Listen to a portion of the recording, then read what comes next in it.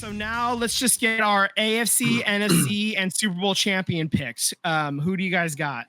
Well, just put Eagles. I got you. I got you locked in for the Eagles, and I got me locked in for the 49ers because until the Niners are bad enough to have me not pick them to win the division, there's no way in hell I'm not picking them to win the Super Bowl. So there we go. And same thing goes with you and the Eagles. So I just have that automatically locked in.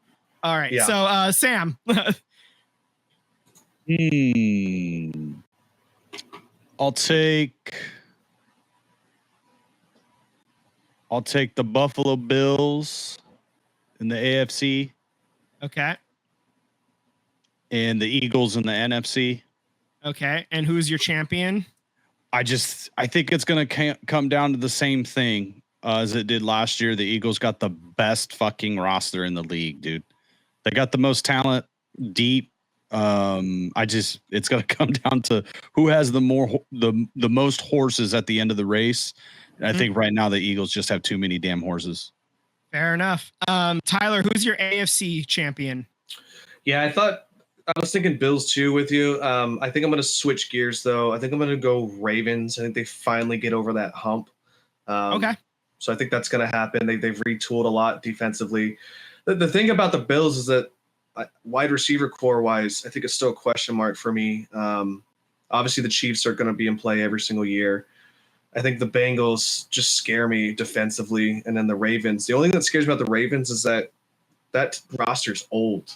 You know what I mean? Like, what's it going to look like at the end of the season? So, but I think they're going to get over that snide, and I think the Ravens are going to finally get over that hump and get at least to the Super Bowl. Okay, we're going to get over the hump and then lose to us. Yeah, there could be only one bird. I also actually I got the Bills getting to the Super Bowl and then losing to the Niners because, like I said, I'm gonna be a homer and pick my team to win. So there we go. All right. So to recap, Sam has the Eagles and the Bills in the Super Bowl with the Eagles winning. I have the Niners and the Bills in the Super Bowl with the Niners winning. Tyler has the Eagles and the Ravens with the Eagles winning. So there you go. Lock it in. We are always perfect. So, and there we are. Question for you guys, which I thought was fun. I'm not telling you to predict your team's wins for the year. What I'm asking for you guys is, what do you think is successful season for wins for you this year? Like, what's your minimum of, like, that's still a good season? Maybe we didn't go over the top, but that's still a good season. What's your minimum on wins? I think the Eagles minimally have to win 12 games this year. Have to. With that roster. With the Niners schedule, and assuming health, with the 49ers, I looked at it. If the Niners don't get 11 wins out of this schedule, and assuming health, then I think it's a disappointment. They got to get at least 11. Okay. Like that's truly the line. Like this team is, if they're truly still contending, if they truly are, if the window is still open, then you got to get at least 11 wins. And with this easy of a schedule, I mean, you're playing the Saints, the Jaguars, you got the Giants, you got the Panthers, the Browns, the Titans, you got the Colts. These are not these are not top tier quality opponents on your schedule this year. And then also your own division is the Cardinals, the Rams, and the Seahawks, right? Like, those are the teams that you have every year, and you have familiarity with them. I would expect you would have to go 4-2, right? 5-1. I would think you win all your games at home, and then go 2-1. Yeah. Okay. Something like that. That would be what I would hope. You would beat. I want the Niners to do very, very well. Obviously, playing the Bears at home on Sunday night right after Christmas, like that's you know, like it's not just who you play, it's when and where you play them as well, right? Sure. Not having to go to Chicago in December, you know, like having the Bears come here, that's great. Yeah, you're playing the Giants in New York, but it's early November. You know, that's fine. The Colts are that's an indoor stadium. That's nothing. So that's not a problem. You're playing the New Orleans game is that's an indoor stadium as well. That's also September.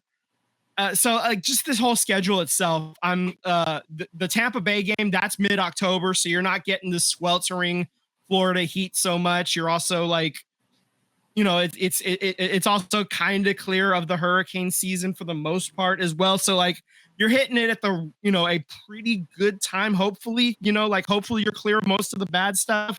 Weird things happen sometimes. I can't say it's for sure, you know, past the worst of it, but you know, like for the only real question mark is Cleveland at the end of November. That's a little bit sketchy. That could be a little bit bad, but other than that, but Cleveland is so bad, and at that point they could be playing Dylan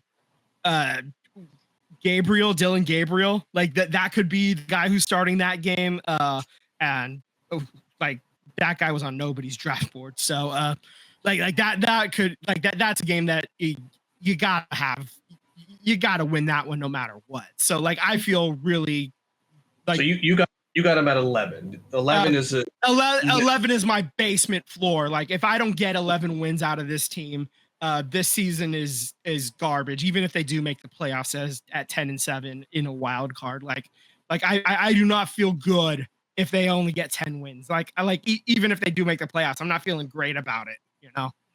Yep. What do you got, Tim? I would say for the Raiders, you know, like honestly, like you mathematically can't be a 500 team anymore. But you know, if it was normal times, I would say like being a 500 team or better. I think this is a good team, and good teams beat teams that they're supposed to beat. And I see a lot of those teams on the schedule. So I think if they could just beat the teams that they're supposed to beat, they're right there being around a 500 ball club. You know, so if you can steal a game or two, that puts you at the 9-10 win mark. And I think right there at the threshold of becoming a wild card team, that to me, if you get to 8-9 wins, is a good season for a first season with the coaching changes and things like that. Anything that above that 9, 10, 11 wins or playoff appearances is just extra gravy. I think there's a lot of positivity to make that the Raiders are, you know, going to be America's dark horse team. Offensively, I think they're going to be much improved. We know that Chip Kelly flamed out as a head coach in the NFL, but he went back to UCLA. He went to Ohio State. He started to run a pro offense. He's still really creative. At Ohio, he led the country in offense. So yeah, you're not going to see the same old Chip Kelly, what we saw with the Eagles and what we saw in Oregon. He's an offensive genius. He's you know, remember our old friend Norv Turner was not a great head coach, but was a hell of an offensive coordinator. And some guys, I think a lot of coordinators should make the Hall of Fame as a coordinator. There's a ton of them. Absolutely. So I think Norv Turner, Chip Kelly, maybe they weren't the best head coaches, but they're excellent offensive minds. And I think you're going to see a quarterback in Geno Smith. I know he's not a guy that you're gonna make the argument and say he's going to be a top 3 quarterback. I'm not saying that. But statistically, he's knocking at the door of the top 5, being number 7 ranked in passer efficiency and rating over the past 3 seasons. So he's arguably a top 10 quarterback, and he's knocking on the door in top 5 statistically. So you can make your points why you wouldn't take him, and that's all fair. But he's still an efficient quarterback. He's still a quarterback that can move around the pocket and make plays. He's going to have weapons. He's a veteran quarterback. He's going to know how to get to the tight ends.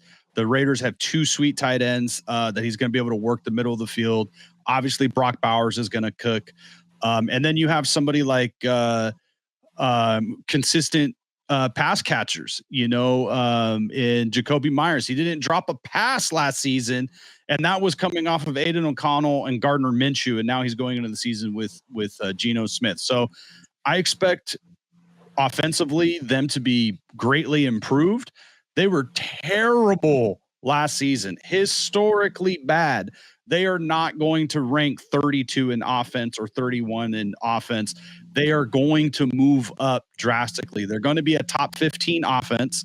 I think they're going to be knocking closer to the 12, 11, 10. If they're in that zone, if they're in that rankings and total offense, I think by default the defense will improve because they're just not on the field. Right. Like, how many times have I seen this defense get gashed in the fourth quarter because their top players are just gassed? And the other thing is, offensively, I actually really like the improvement of the offensive line. I think all 5 starters are going to play really well and get better as they play as a unit. My only concern for the offense is that they are thin at the offensive line. They have a lot of young guys on the line, but the offensive line argument could be made about 30 teams in the NFL that don't have a deep offensive line. So that's just something that they'll have to deal with overall the whole season.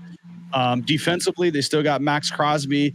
They got Malcolm Kuntz coming back. They're going to have some linebackers that are they're going to play good defense. I think this is going to be a weird defense that they're going to give up a ton of yards, but they're going to rank somewhere on the high end of generating turnovers. I think it's going to be one of those funny defenses that allows a lot of yards, but they're going to get timely fumbles. They're going to get timely interceptions because that's what Pete Carroll defenses do, is generate turnovers, create havoc for the quarterback, and try to win the turnover battle. So I think that's something that's going to carry over with this Pete Carroll team, is you're going to have a lot of turnovers and you're going to have a lot of firepower, creativity on offense with Chip Kelly. So I see this as a team that's trending in the right direction. So you get to 8-9 wins, I'm feeling really good. I feel satisfied. You get to 10 and you make the playoffs. That's an amazing season.